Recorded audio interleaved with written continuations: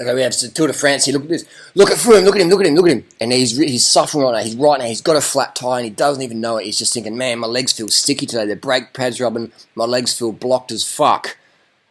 And he's really hating right now. So he's barking. He's getting a bit snitchy. He's getting a bit snappy because he's suffering right now. He's not sure what's going on. So he's getting a bit snappy. Kittel on the back. He's just dropped the wheels off. His two teammates are pulling him back. No, it wasn't his teammates. So it's just two guys he's drafting. Martin's on the front. We'll get to Chris Froome so strong. We'll get to it in a minute, but let's have a look at what's going on now. So Martin, look at how much he's sweating. Look at his biceps. They're bulging. He's looking swole. Podium girls will be all over him, but he's too sweating too much. What's going on here? What's that hand gesture? What's that hand gesture going on there? Is that just some foiling? Is Chris Froome getting snitchy with Lander? What's going on there? I'm not sure. Was it even Lander? Was it Luke Rowe? So anyway, so Tony Martin's on the front, TT specialist, and this is the breakaway group. They're really going for it. BMC on the front, I'm not sure who that is, but he's got mismatched colours of glasses, but he's doing well. He's on that team machine, flexing the bottom bracket, just going to get bottles at the back there. You can see that, looks like Michael Matthews maybe at the back, getting a bottle from the neutral bike.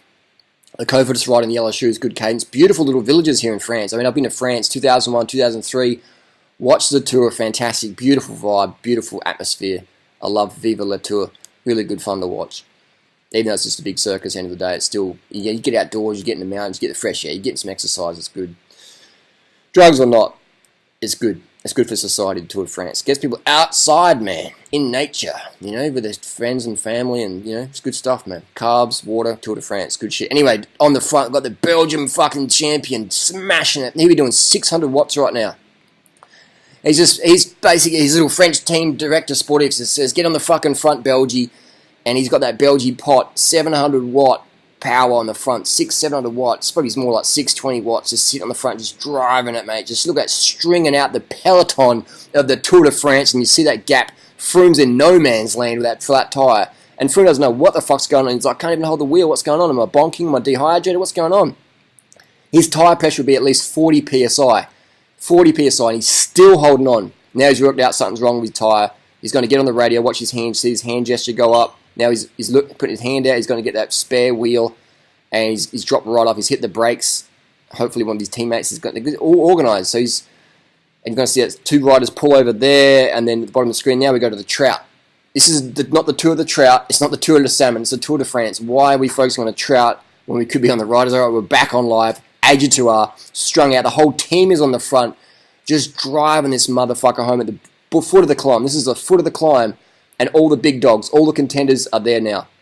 This is the big game, and Froome stopped. This is how strong he is. He's going to get back on that bike. He didn't need a push. He's on the wrong gear. He's still going to get back and fucking mix it up at the head of the Tour de France, all right? He's got no teammates around him. No one's around him. Kwiatkowski's a world champion. He ain't going to catch him. That's how good Froome's form is. So Froome's going to get all the people come back. A couple of riders going to drop back for him, I'm sure.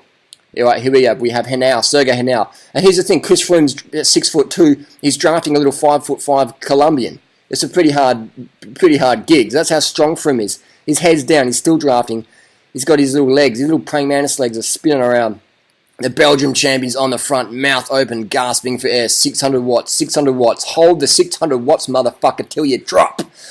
And Froome is on the back. They're probably doing like 500 watts. And look at this. They're going to shred past some Movistar riders like weekend amateurs. And we have, looks like another Sky rider. They're waiting for them to come up in the air. These guys need mirrors on their handlebars. Looking back is not conducive to proper breathing. Get yourself a cat-eye BM45 mirror. Slap on the bars. You don't have to look back when your team leader's coming up. You just look in your mirror. Keep your breathing solid. Keep your head straight. Looking forward. Past the Wanty group rider, just dropped on that cube, CL68, and the Movistar rider's on the back. Where is Quintana in this? He should be back giving Quintana a little neck massage and consoling him. What's going on here?